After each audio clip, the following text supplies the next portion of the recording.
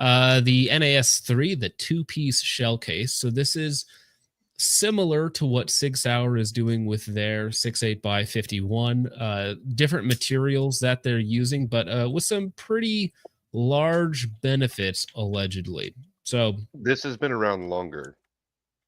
I know it's been around for a while now, but this actually just finished up some testing at the Naval Surface Warfare Center. So if I read this out here, Shell Shock Technologies has successfully tested its next-gen 7.62x51 ammunition, achieving 0 case failures under extreme conditions at the Naval Surface Warfare Center. The testing confirmed the durability and performance of the NAS-3 cartridges. NAS-3 cartridges used in high-pressure environments. The company aims to redefine military ammunition standards with availability set for summer 2025. Now, this case technology is stuff that you can actually buy right now, not for all of the calibers that are coming. I believe in the future, they're going to be having 50 BMG, 338 Lapua, 6.5 Creedmoor. So you're going to be able to load some really spicy rounds into these, and we'll get into performance in just a minute. Testing 0 failures? What's that? Maybe not. Shell Shock Technologies Shell Shock Technologies LLC, a leading innovator in the ammunition industry, is proud to announce a critical achievement in its mission to redefine military-grade ammunition performance. The company's 7.62x51 NAS-3 cartridges case have successfully completed rigorous testing at the Naval Surface Warfare Center, Crane Division, one of the most demanding environments in the defense sector. The results, 0 case failures. Now, they're being very specific with 0 case failures. So I'm not sure if that just means that they didn't have any cases rupture or fall apart, and they might have had some other issues that they're being cheeky with their language about 0 case failures. But that is the wording being used. No case failures, which I think was the main point of the test, are these new two-piece cases. So now this is where things get a little bit squirrely in terms of whoever wrote this, Mr. wherever it is on here. Whoever wrote this, maybe ChatGPT, who knows? But they claim the tested ammo used a 155 grain bullet loaded at 50,000 psi and had velocities of 3,000 feet per second. Now, that doesn't really jive. 155 grain bullet loaded at 50,000 psi to hit 3,000 feet per second. That's probably not accurate, and that 50,000 psi number is probably an understanding or a translation error. There was actually a really, really good set done by Ultimate Reloader, and he has a full write-up on it. So in this great article by Ultimate Reloader, and he has an entire video on it as well, the point of this video that he did and article is how to push 308 to 300 Win Mag velocities. So in the article, they take a 215 grain projectile loaded up to 77,000 FPS roughly, or sorry, 77,000 PSI roughly. And then they're cranking out 2,600-ish FPS out of that 215 grain projectile. So the amount of energy required to get a 155 grain projectile like the NAS-3 up to 3,000 FPS is probably about 70 to 75,000 PSI, which is still underneath what you're getting out of the 68x51 for a lighter projectile. And again, that is using this NAS-3 case technology, which we'll get into in just a minute. Yeah, I'm a fan of the case technology. When it first came out and hit the market, I picked up some of the 9mm, and I got a chance to play around with it a little bit. The overall weight savings on it is amazing, especially if you get into some of the lighter projectiles.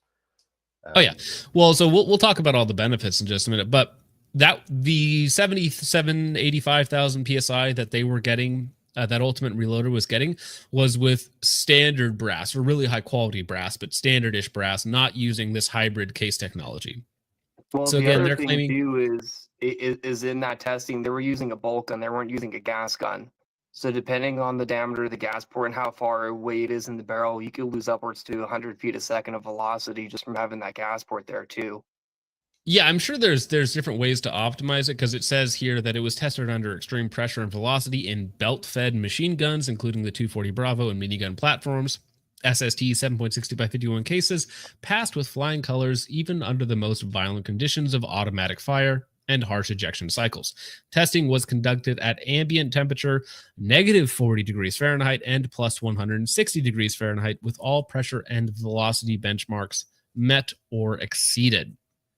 So, apparently, this case technology, which is similar to what you get on the 68x51, is performing very well. And we'll get into all of the specifics in just a second. This milestone underscores the durability, consistency, and tactical advantages of our NAS3 case technology, said Peter Foss, managing director and CEO of Shell Shock Technologies. Zero case failures in such unforgiving conditions is not just a win for us, it's a validation for every warfighter and defense partner looking for lighter, faster, and more accurate ammunition. Whoa. The 7.62 by 51 success joins a growing list of calibers, including 300 Blackout, 5.56, 6.5 Creedmoor, and then they have early results for 3.38 Lapua, 3.38 Norma, and eventually they're going to take this case technology over to 50 BMG. So you're going to get 50 BMG, but spicy in the future, which will be entertaining to say the least. Spicy slap rounds win.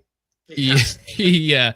Well, yeah, a 750 grain projectile traveling like 3,400 FPS or something stupid like that. So the way that the case works is it is a bi-material case. So on the 9mm and pistol calibers, they have an aluminum base.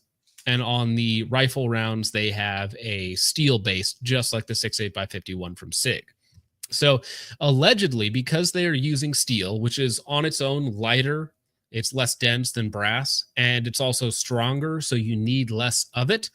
They claim that the cases are up to 50% lighter while still being stronger than your traditional brass.